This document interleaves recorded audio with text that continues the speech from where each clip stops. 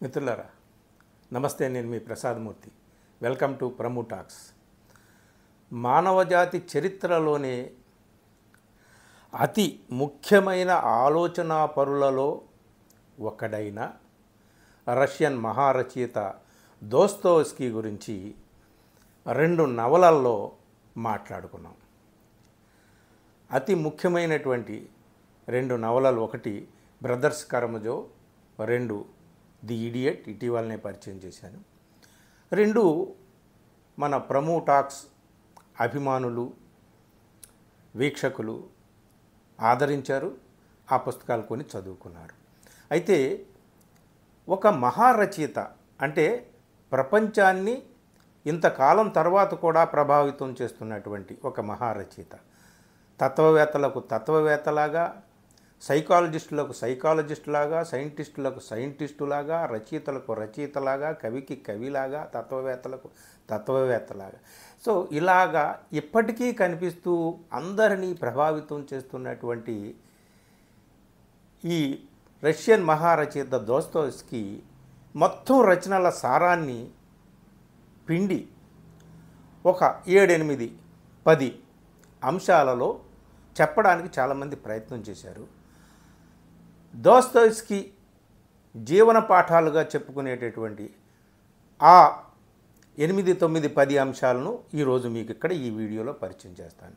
మిత్రులారా, ఒక్కటి గుర్తుపెట్టుకోవాలి, మనం ఇంత ప్రతిభావంతుడు, ఇంత ప్రభావం కాలాలు కరిగినా మారుతున్న మొత్తం సాహిత్యంలో తన ప్రభావం ఏమాత్రం తరగకుండా ఇంకా ఇంకా ఇంకా జాజ్వల్యమానంగా పెరుగుతూ ఉందే, అలాంటి మహారచయిత గురించి మనం కొన్ని నిమిషాలలోనో కొన్ని గంటల్లోనో చెప్పుకోవడం సాధ్యం కాదు. కేవలం ఒక హింట్ మాత్రమే ఇవ్వగలం. దారం అందించగలను, పువ్వులు మీరు ఏరుకొని మాలగుచ్చుకోవాలి. ఒక చుక్కను చూపించగలను, అనంతానంతమైన అంబరాన్ని మీరు అందుకోవాలి. ఈ చిన్న ప్రయత్నమే అసలు దోస్తోవ్స్కీ ఏమి చెప్పాడు తన రచనల్లో అనే విషయాల్ని మనం ఇక్కడ చెప్పుకోవడం కోసం ప్రయత్నం చేద్దాం, చాలా తక్కువ నిడివిలోనే. అయితే మిత్రులారా, ఒక విషయాన్ని మాత్రం మీరు గుర్తుపెట్టుకోవాలి. దోస్తోవ్స్కీ మానవ అస్తిత్వానికి సంబంధించినటువంటి కొన్ని కీలకమైన ప్రశ్నలకు తాత్విక సమాధానాలు వెతికాడు తన రచనల్లో. ఈ విషయాన్ని ముందుగా మీరు గుర్తుపెట్టుకోవాలి. అలాగే విధికి, ఫేట్ ఏదైతే అంటామో దానికి, ఫేట్ అండ్ ఫ్రీడమ్, ఈ రెండిటికి మధ్య ఉన్నటువంటి దుఃఖం ఏదైతే ఉందో ఆ దుఃఖానికి, ఆ నైతికతకు, విధికి స్వేచ్ఛకు మధ్య, దుఃఖానికి నైతికతకు మధ్య అతని నవలల్లోని పాత్రలు అన్నీ కూడా యుద్ధం చేస్తుంటాయండి. యుద్ధం, సంఘర్షణ, కత్తులతో బాంబులతో కాదు. మంచి చెడులు మానవాత్మలో ఎలా విడదీయరాని భాగాలయ్యాయో, కాంప్లెక్సిటీ ఆఫ్ మొరాలిటీ అంటామే, దాని గురించి అత్యంత పరిశీలనాత్మకంగా ఆయన వివరించడానికి ప్రయత్నం చేశాడు. ఈ ఈ ఈ కొన్ని విషయాలు ఆయన చెప్పినటువంటి మొత్తం రచనల్లో ఉన్నటువంటి సారవంతమైనటువంటి జీవన పాఠాలుగా, లైఫ్ లెసన్స్గా అనుకునే విషయాల్ని మనం ఇక్కడ మాట్లాడుకుందాం. అయితే ఏ మహారచయిత గురించి మాట్లాడుకున్నా ఒక్కసారైనా ఆయన జీవితాన్ని అలాగా ఒక్క క్షణం గుర్తు చేసుకోవాలి. వాళ్ళ జీవితం లేకుండా వాళ్ళ రచన ఉండదు, ఇది గుర్తుపెట్టుకోవాలి. సో ఒక్క క్షణం మనం గుర్తు చేసుకుంటే, యవ్వనంలోనే విప్లవ సంస్థతో ఆయనకి ఏదో అనుబంధం ఉందని జార్ చక్రవర్తి అతనికి మరణశిక్ష విధించడము, మృత్యువు అంచుదాకా వెళ్ళి తప్పించుకొని సైబీరియా ప్రవాస జీవితానికి వెళ్ళిపోవడము, ఆ ప్రవాస జైలు జీవితానికి ఆ వెళ్ళే క్రమంలో, సైబీరియా వెళ్ళే క్రమంలో ఎముకల్ని, రక్తాన్ని, మొత్తం శరీరాన్ని గడ్డ కట్టించేటటువంటి చలిలో ఆయన ప్రయాణం చేశాడు. అక్కడ నటోరియస్ క్రిమినల్స్తో పాటు ఆయన జీవితాన్ని సాగించాడు. వాళ్ళు చెప్పిన కథలు, వాళ్ళలో క్రూరత్వము, వాళ్ళలో మానవత్వము, వాళ్ళని అలా క్రూరులుగా మార్చినటువంటి భౌతిక పరిస్థితులు, రాజకీయ, ఆర్థిక, సాంఘిక పరిస్థితులు, వీటినన్నిటినీ కూడా చాలా దగ్గరగా పరిశీలించేటటువంటి అవకాశం దొరికింది. అలాగే బలవంతంగా అని చెప్పండి మిలిటరీ సర్వీస్లోకి వెళ్ళాడు. తన జీవితంలో అతి ముఖ్యమైనటువంటి 10 సంవత్సరాల కాలం అలా గడిచింది. కాకపోతే ఆ 10 సంవత్సరాల కాలం ఒక బైబిల్ని చదువుతూ కూర్చున్నాడు కానీ మొత్తం జీవితాన్ని, మొత్తం ప్రపంచాన్ని, మొత్తం మానవ ప్రవృత్తిని ఆయన చదివించాడండి. దాన్ని అంతటినీ కూడా రచనల్లోకి దింపాడు. ఇది గుర్తుపెట్టుకోవాలి. అలాగే తండ్రి చాలా కఠినాత్ముడు, తల్లి చాలా మృదు స్వభావి. తల్లి చిన్నప్పుడే చనిపోయింది. తల్లి కాఠిన్యాన్ని ప్రపంచంలో చూశాడు. తల్లి మృదుత్వాన్ని, తల్లి సున్నితత్వాన్ని, తల్లి కరుణని, ప్రేమని, సహానుభూతిని, సమస్తాన్ని తనలో నింపుకున్నాడు. సో ఈ రెండు కూడా రచనల్లో రిఫ్లెక్ట్ అవుతాయి. కాకపోతే కాఠిన్యం వైపు మొగ్గలేదు.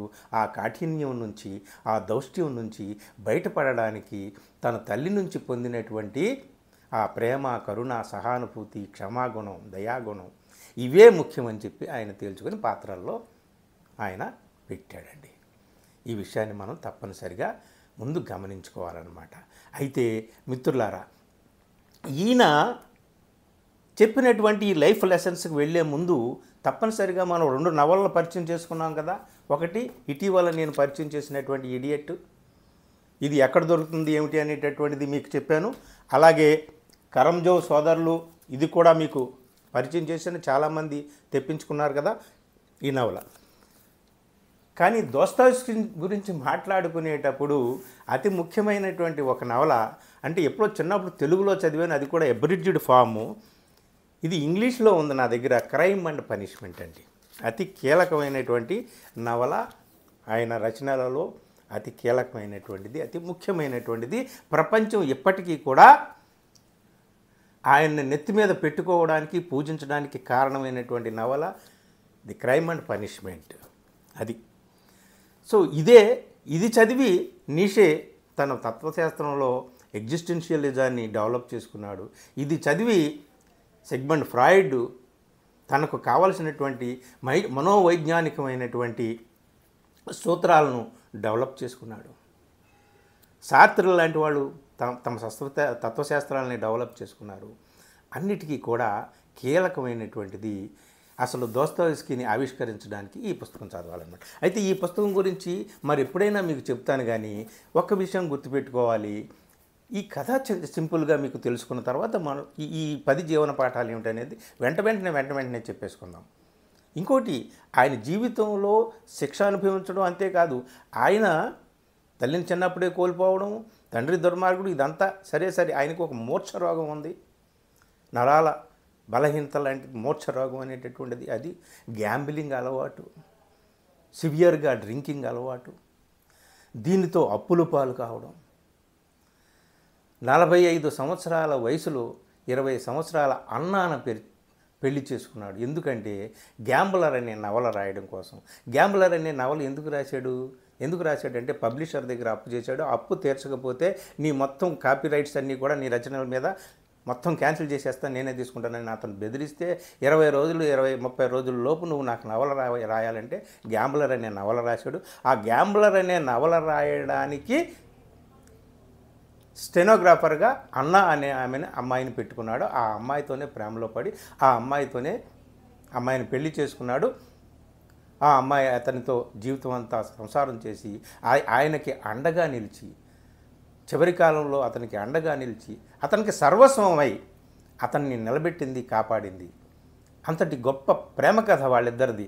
ఈ విషయాలు కూడా తెలుసుకోవాలి. ఈ ప్రేమ కథకు సంబంధించి చాలా బ్రహ్మాండమైనటువంటి నవల మలయాళంలో వచ్చింది, ఇంగ్లీష్లో కూడా వచ్చింది, మన తెలుగులో రాలేదు. పెరుంపాదవం శ్రీధర్ అని ఆయన రాశాడు అనమాట. వాళ్ళిద్దరు అన్నా దోస్తావ్స్కీ కలిసినటువంటి ఆ సందర్భము, వాళ్ళు అనుభవించినటువంటి జీవితము, సంఘర్షణ, ఇదంతా. సో ఇవన్నీ కూడా మనం మైండ్లో పెట్టుకుని అప్పుడు మాట్లాడుకోవాలి. ఒకసారి క్రైమ్ అండ్ పనిష్మెంటు నవల ఏమిటనేటటువంటిది చిన్నగా చెప్పుకోకపోతే మీకు ఆయన చెప్పినటువంటి 10 లెసన్స్ అర్థం కావు. అదేమిటి అంటే సింపుల్గా 2 ముక్కల్లో చెప్పాలంటే, ఒక యంగ్ స్టూడెంట్ అతను ఆ, సైకాలజీలో స్టూడెంటు, నిరుద్యోగి, పేదవాడు. అతను ఒక ముసలావిడను హత్య చేస్తాడు. ఎందుకు హత్య చేస్తాడంటే ఆమె అందరికీ డబ్బులు అప్పు పెట్టి, వస్తువులు తీసుకొని డబ్బులు అప్పు పెట్టి పీడిస్తుంది, జలగల అనమాట. సో ఇట్లాంటి ఆమె ఈ సమాజానికి ఏమి అవసరము, బతికుండి ఏమి సాధిస్తుంది, జలగలా పీడించడం తప్ప. షీజ్ ఏ పారాసైట్ అని మర్డర్ చేసేస్తాడు. మర్డర్ చేయడానికి ఒక హేతు ఉంది అతని దగ్గర. మర్డర్ చేయడానికి హేతు ఏమిటి? ఆమె ఈ సమాజానికి అవసరం లేదు, చంపినా తప్పు లేదని. కానీ చంపిన తర్వాత చంపడం తప్ప, నేను తప్పు చేశానా ఒప్పు చేశానా అనేటటువంటి మానసిక సంఘర్షణకి గురవుతాడు. తను సోనియా అనే అమ్మాయితో ప్రేమలో పడతాడు. ఆమె తండ్రి తాగుబోతూ. సో వాళ్ళ ఫ్యామిలీని గడుపుకోవడం కోసం ఆ అమ్మాయి వేశ్యా వృత్తిలోకి వెళుతుంది. తన సోదరి, అమ్మ పేదరికంలో మగ్గుతూ ఉంటారు. వాళ్ళని వసూలు చేసుకోవడానికి మరెవరెవరో ట్రై చేస్తూ ఉంటారు. ఇంత పేదరికంలో అతను ఆ ముసలామిని చంపుతాడు. తర్వాత తను చేసిన పనిని సమర్థించుకోవడానికి ఆయన ప్రయత్నం చేస్తూ ఉంటాడు. కానీ గిల్టీ అనేటటువంటిది, ఈ కాన్షియన్స్ అనేటటువంటిది, అంతరాత్మ, అంతఃసాక్షి ఏదైతే ఉందో అది, దానికి మధ్య, హేతువుకి మధ్య ఇదంతా కూడా. అంటే ఇంటలెక్చువాలిటీ అనేటటువంటిది ఒకటి ఉంది. వాళ్ళు కొన్ని పనులు చేస్తారు, అవన్నీ కూడా చట్టానికి న్యాయానికి లొంగం అనేటటువంటి ఆలోచన. సరే, మొత్తానికి తన ప్రేమికురాలు సోనియా వల్ల అతను నేరాన్ని అంగీకరించి జైలు శిక్ష అనుభవిస్తాడు. ఇదంతా కూడా అనమాట. ఈ సింపుల్ విషయం ఒకసారి మనం ఎందుకు గుర్తు చేశానంటే, మరొకసారి ఈ క్రైమ్ అండ్ పనిష్మెంట్ నవల గురించి విస్తృతంగా చెప్తున్న అతి ముఖ్యమైనటువంటి నవల అనమాట అది. సో మిత్రులారా, అది 1866లో ఆయన రాశాడు. సరే, ఇప్పుడు ఈ 10 లెసన్స్ ఏమిటి అనేటటువంటిది ఒకసారి చాలా త్వరగా మనం త్వరగా చెప్పేసుకుందాం. ఒకటేమిటి అంటే, నెంబర్ 1గా చెప్తారు, excessive self pride leads to isolation. అహంభావం, నువ్వు అధికంగా చూసుకుంటావే, ఆ అహంభావం, సోత్కర్ష అనేటటువంటిది నిన్ను ఐసోలేట్ చేస్తుంది. ఈ సమాజం నుంచి నిన్ను ఐసోలేట్ చేస్తుంది, ఒంటరిని చేస్తుంది, ఏకాకిని చేస్తుంది. Immense pride is not a sign of dignity. అతను అనుకుంటాడు, రస్కల్నికోవ్ అనుకుంటాడనమాట. ఈ క్రైమ్ అండ్ పనిష్మెంట్ నవల్లో రస్కల్నికోవ్ అనే హీరో పాత్రధారి, నేను చంపినా పర్వాలేదు, అసలు ఈ సమాజంలో కొందరు సుపీరియర్గా ఉంటారు, వాళ్ళు ఏం చేసినా చట్టానికి న్యాయానికి వాళ్ళు లొంగాల్సినటువంటి పని లేదు అనేటటువంటి ఇది గర్వాతిశయం. దీనివల్ల ఏమవుతుంది? అతను సమాజానికి దూరం అయ్యాడు, అయిన వాళ్ళకి దూరం అయ్యాడు, నలిగిపోయాడు, మానసికమైనటువంటి సంఘర్షణ. ఇది మంచిది కాదు. అంటే ఈ క్రైమ్ అండ్ పనిష్మెంట్లో ఈ పాత్ర, రస్కల్నికోవ్ పాత్ర కొన్ని అంశాల వరకు కమ్యూనిస్టులకి చాలా గొప్ప విషయం. సమాజానికి పనికిరానటువంటి మనిషిని చంపితే ఏంటి అనేటటువంటి విషయం చాలామంది ఇప్పటికీ కూడా ఆదర్శంగా చేసుకునేవాళ్ళు ఉన్నారు. లేదు, మానసికంగా నలిగిపోయాడే, తన అంతరాత్మకి హేతువుకి మధ్య నలిగిపోయాడే, ఆ సంఘర్షణని మనోవైజ్ఞానిక శాస్త్రవేత్తలు దాన్ని ఆదర్శంగా తీసుకున్నారు.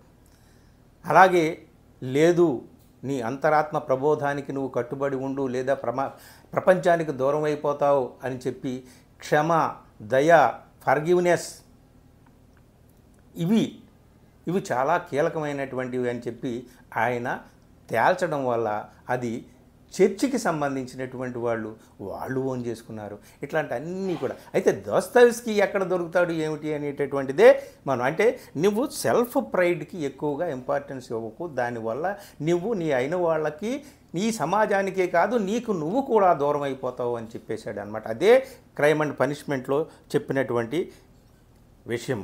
రెండోది ఏమిటంటే, be better for your self, not for the others. ఇది చాలా కీలకమైంది. జాన్ పాల్ సార్త్ర్ గురించి మనం ఒకసారి మాట్లాడుకున్నాం కదా. తో ఇతరులే మనకి చాలా, అది ఆ మాట సరిగ్గా గుర్తు రావట్లేదు, కానీ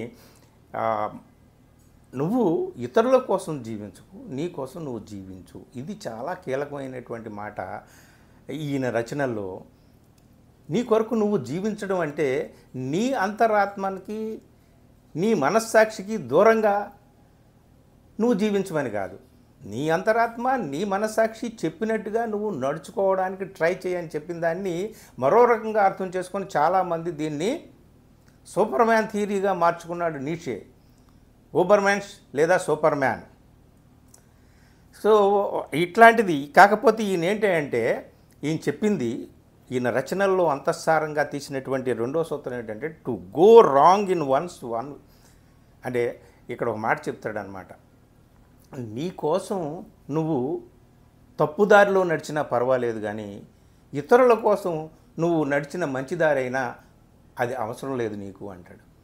దీన్ని అర్థం చేసుకోవడం చాలా కొంచెం ప్రమాదకరంగా ఉంటుంది. దీని నుంచే నీషే తన మొత్తం తత్వశాస్త్రాన్ని డెవలప్ చేశాడు. ఆ నీషే డెవలప్ చేసిన దాని నుంచే అయన్ రాండ్ లాంటి వాళ్ళు పుట్టారు. కొంచెం ఇక్కడ కొంచెం చాలా జాగ్రత్తగా అర్థం చేసుకోవాలన్నమాట.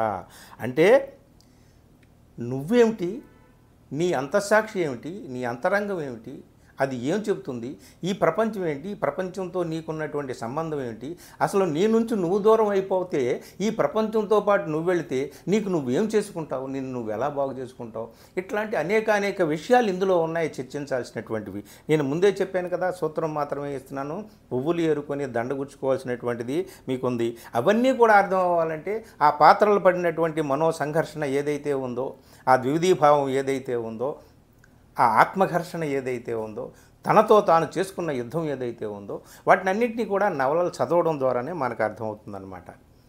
సో రెండోది అది ఎట్లాగంటే be your self, be better for your self, not for others. ముందు నీకు నువ్వు మంచిగా ఉండు, తర్వాత ఇతరులకు సంబంధించినటువంటిది. చాలామంది ఇతరుల కోసమే మేము బతుకుతున్నాము అని ఏదో త్యాగాలు చేస్తామని చెప్తూ ఉంటారు. అది కరెక్ట్ కాదు. సో మూడోది ఇంకోటి ఏంటి అంటే it is more important to live. ఇది చాలా ఇంపార్టెంట్ అండి. It is more important to live. The wisest of all in my opinion is he who can if only once A month call himself A pool. నీకోసం నువ్వు బతుకు. అసలు బతకడం అనేటటువంటిదే, జీవించడం అనేటటువంటిదే జీవితం. కనీసం నెలలో ఒక్కసారైనా తనని తాను ఒక ఇడియట్, ఒక ఫూల్కు, ఒక మూర్ఖుడు అని ఎవడైతే అనుకుంటాడో వాడే తెలివైనవాడు. అసలు ఇది ఇడియట్ నవలలో అతి కీలకమైనటువంటి సూత్రం అన్నమాట. మొత్తం ఇడియట్ నవలంతా కూడా ఈ ఒక్క సూత్రం మీద ఆధారపడి ఉంది. ఇడియట్ నవల చదవండి, అప్పుడు కానీ ఈ మాట ఎందుకన్నాడో అర్థం కాదు.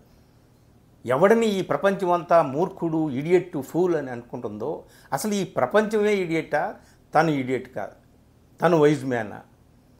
ఎవరి వల్ల ఈ ప్రపంచం నడుస్తుంది, ఎవరితో ఈ ప్రపంచం నడుస్తుంది, ఎవరిని ఎవరు ఎలా అర్థం చేసుకుంటున్నారు ఏమిటనేటటువంటిది అత్యంత సంఘర్షణాత్మకమైనటువంటి, చాలా ఆలోచనాత్మకమైనటువంటి, తాత్వికమైనటువంటి ఈ సిద్ధాంతమైనటువంటిది ఇడియట్ నవల్లో ఉంటుంది. మొత్తం మీరు చదవాల్సిందనమాట. నాలుగోది ఏంటంటే emotional intelligence is as insightful as rationality.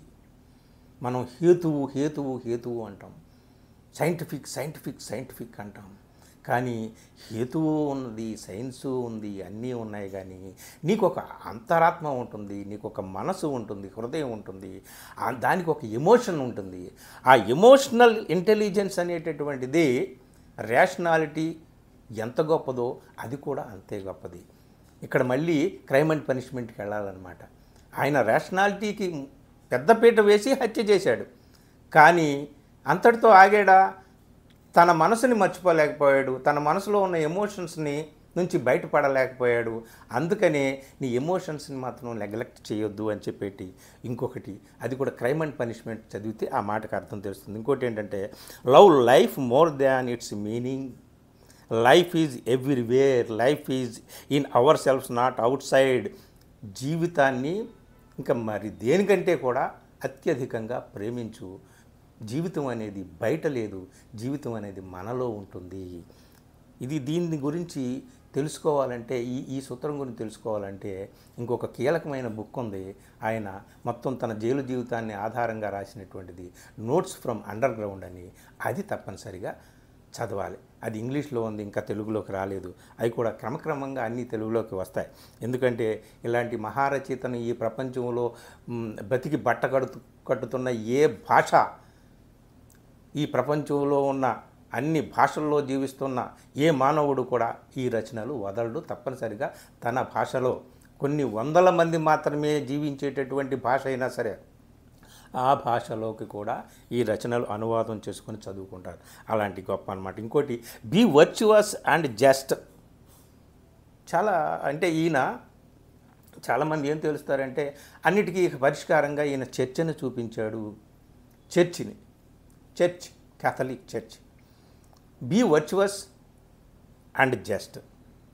న్యాయంగా ఉండాలి, అలాగే వర్చువస్గా ఉండాలి.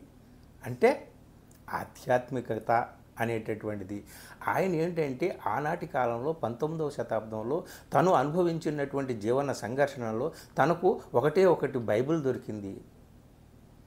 తను ప్రవాసానికి వెళుతూ ఉన్నప్పుడు ఒక డిసెంబరిస్ట్ ఉద్యమ మహిళ తనకిచ్చినటువంటి ఆ బైబిలే ఆధారం.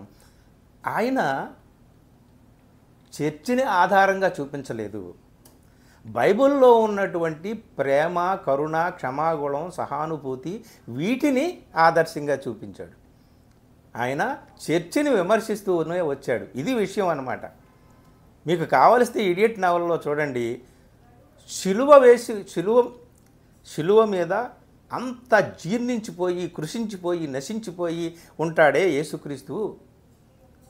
అసలు మళ్ళీ ఆయన్ని చూసిన వాళ్ళు ఎవరైనా అతను మళ్ళీ లేచి వస్తాడంటే నమ్మశక్యమేనా అని ఒక గొప్ప ప్రశ్న వేస్తాడు. క్రీస్తు మళ్ళీ పుడతాడంటారు ఏమిటి వీళ్ళు అని ప్రశ్న వేస్తాడు. ఆయనకి ఈ బైబిల్లో ఉన్న అనేక విషయాల మీద, మతం మీద చాలా డౌట్స్ ఉన్నాయి. ఆయన చర్చిని ఫాలో అవ్వమనలేదు. ఆ బైబిల్లో ఉన్నటువంటి అతి ముఖ్యమైనటువంటి లవ్, ఫర్గివ్నెస్, ఇట్లాంటివన్నిటినీ కూడా ఆ క్షమాగుణం, దయాగుణం, వీటిని అలాగే కాన్షియన్స్, నీ అంతరాత్మ ప్రబోధం, వీటినన్నిటినీ కూడా ప్రేమించమని. అందుకనే వర్చువస్గా ఉండు, జస్ట్గా ఉండు, ఆధ్యాత్మికంగా ఉండు, అలాగే దైవికంగా ఉండు, భక్తితో ఉండు, అలాగే న్యాయబద్ధంగా కూడా ఉండు. మరి వీళ్ళందరూ సోకాళ్ళు మతాలు అనుసరిస్తున్నటువంటి వాళ్ళందరూ కూడా భక్తిపరులని చెప్పుకుంటున్నటువంటి వాళ్ళు అందరూ కూడా న్యాయంగా ఉంటున్నారా? న్యాయంగా ఉంటే మతానికి మధ్య, మనిషికి మధ్య ఎన్ని రక్తపాతాలు ఎందుకు, ఎన్ని యుద్ధాలు ఎందుకు? దాన్నే అర్థం చేసుకోవాలి. దాన్నే దోస్తాయిస్కీ లాంటి వాళ్ళు కానీ, టాల్స్టాయ్ లాంటి వాళ్ళు కానీ విమర్శించింది. ఇంకోటి ఏమిటి అంటే fight evil with love and compassion అంటాడండి. దీన్ని బ్రదర్స్ కర్మజోవ్ దగ్గర నుంచి మనం బ్రదర్స్ కర్మజోవ్ నవల్లో బాగా డిస్కస్ చేశాడు. అంటే ఈవిల్ అనేటటువంటిది, చెడు అనేటటువంటిది, సైతాన్ అనేటటువంటిది మనిషిలో బై బర్త్ వచ్చేస్తాయి. చెడు అనేటటువంటిది హ్యూమన్ జినోమ్లో ఉన్నటువంటిది. దానితో నువ్వు ఫైట్ చేయాలి, నిరంతరం ఫైట్ చేయాలి. గౌతమ బుద్ధుడి దగ్గరికి వెళ్ళాలి మనం. అంతిమంగా ఈయన వెళ్ళింది కూడా గౌతమ బుద్ధుడి యొక్క బోధనలే, డైరెక్ట్గా చెప్పకపోయినా సరే. సో ఈవిల్తో నువ్వు ఫైట్ చేయాలి. ఎలాంటి ఫైట్ చేయాలి? ఆయుధంతో కాదు. చెడుతో నువ్వు ఫైట్ చేయడం దేనితో చేస్తావు? మారణాయుధాలతో కాదు. లవ్ అండ్ కంపాషన్, ప్రేమ, సహానుభూతి, కరుణ, వీటితో ఫైట్ చేయి నీలో ఉన్నటువంటి దాన్ని, ఆ చెడు మీద. ఇంకొకటి moral freedom is no freedom at all. If there is no god it means everything is permitted. Brothers కర్మజోవ్లో ఈ విషయం చాలా బాగా కర్మజోవ్ సోదర్ నవల్లో బాగా చర్చించాడు అనమాట. అంటే మోరల్ ఫ్రీడము ఈ రెండింటి మధ్య ఉన్నటువంటి మనం చెప్పుకునేటటువంటి భౌతికమైనటువంటి స్వేచ్ఛ, అలాగే నైతికమైనటువంటి స్వేచ్ఛ, దీని మధ్య ఉన్నటువంటి ఘర్షణ ఏమిటి?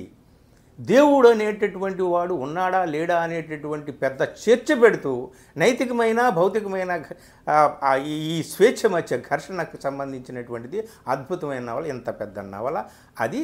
కర్మజోవ్ సోదరులో దీనికి సంబంధించినటువంటి చర్చ ఉంటుంది. అందుకనే నైతికమైనటువంటి స్వేచ్ఛ కూడా కావాలి, భౌతికమైనటువంటి స్వేచ్ఛతో పాటు అనేటటువంటిది ఆయన చెప్పాడు. ఇంకోటి ఏంటి అంటే compassion and love can break alienation. అది కంపాషన్, సహానుభూతి, అలాగే ప్రేమ, ఇవి ఈ ప్రపంచంతో నువ్వు దూరం కావడానికి వీలు లేకుండా చేస్తాయి. నువ్వు ఒంటరివి కాకూడదు. ఈ సమాజంతో దూరంగా వెళ్ళిపోవద్దు. ఈ సమాజంతో నిన్ను కలిపి కుట్టేటటువంటివి ఏమైతే ఉన్నాయో అవి ఏమిటయ్యా అంటే సహానుభూతి, ప్రేమ. ఇవే అంటే ఆయన ఎంతసేపు చెప్పినా ఆయన బైబిల్ ద్వారా తెలుసుకున్నటువంటి అతి ముఖ్యమైనటువంటి ప్రేమ, కరుణ, సహానుభూతి, దయ, క్షమ ఇట్లాంటివి ఉన్నాయే కీలకమైనటువంటి అంశాలు, వాటినే ఎస్టాబ్లిష్ చేయడానికి ప్రయత్నం చేశాడు. It does not mean that he established the church అనేటటువంటి, అది కాదు. చర్చిని, క్రైస్తవ మతాన్ని ఎస్టాబ్లిష్ చేసి గ్లోరిఫై చేస్తూ అతను రాశాడని ఎవరైనా పొరపాటు పడితే ఆయన రచనలు పూర్తిగా చదవకపోవడం వల్లే పొరపాటు. ఆయన కంప్లీట్గా క్రిటిక్, విమర్శకుడు. చర్చికి, బైబిల్కి, మతానికి ఆయన అతిపెద్ద విమర్శకుడు. సో అందుకనే ఆఖరుగా ఈయన ఏం చెప్తాడంటే లెర్న్ టు ఎంజాయ్ సఫరింగ్ అంటాడు. అంటే బాధని, దుఃఖాన్ని ఎంజాయ్ చేయడం నేర్చుకో. సో అంతిమంగా ఆయన మన బుద్ధుడు చెప్పినటువంటి విషయం దుఃఖం గురించి ఏం చెప్పాడు ఏమిటి అనేటటువంటి దాని గురించి. దుఃఖం అనేటటువంటిది దానికి అనేక పార్శ్వాలు ఉంటాయి. అనేక పార్శ్వాలతో ఉన్న దుఃఖాన్ని అర్థం చేసుకుంటే నువ్వు దాన్ని అనుభవించగలవు ఆనందంగా. జీవితాన్ని అనుభవించాలంటే దుఃఖాన్ని ఆనందంగా అనుభవించు. అప్పుడే జీవితం నీకు పూర్తిగా అర్థమవుతుంది. పరిపూర్ణంగా ఆ జీవితాన్ని నువ్వు జీవించగలవు. ఇది మిత్రులారా, దోస్తోయెవ్స్కీ గురించి క్లుప్తంగా ఆయన చెప్పినటువంటి జీవన పాఠాలు, ఆయన రచనల్లో విస్తృతంగా అల్లుకున్నటువంటి అతి ముఖ్యమైనటువంటి జీవన సారాంశాలు చెప్పుకోవాలంటే ఇవి. తర్వాత మరోసారి ఆయన క్రైమ్ అండ్ పనిష్మెంట్ కానీ, నోట్స్ ఫ్రమ్ అండర్ గ్రౌండ్ కానీ విస్తృతంగా మాట్లాడుకుందాం. ఈ వీడియో నచ్చితే మిత్రులకు షేర్ చేయండి. అలాగే నా ఛానల్ని ఇంకా సబ్స్క్రైబ్ చేసుకోకపోతే తప్పనిసరిగా సబ్స్క్రైబ్ చేయండి. ఇలాగే మంచి పుస్తకాలు, తత్వశాస్త్రం గురించి, గొప్ప రచయితల గురించి, కవుల గురించి, కళాకారుల గురించి, సినిమాల గురించి మాట్లాడుకుందాం. Thank you.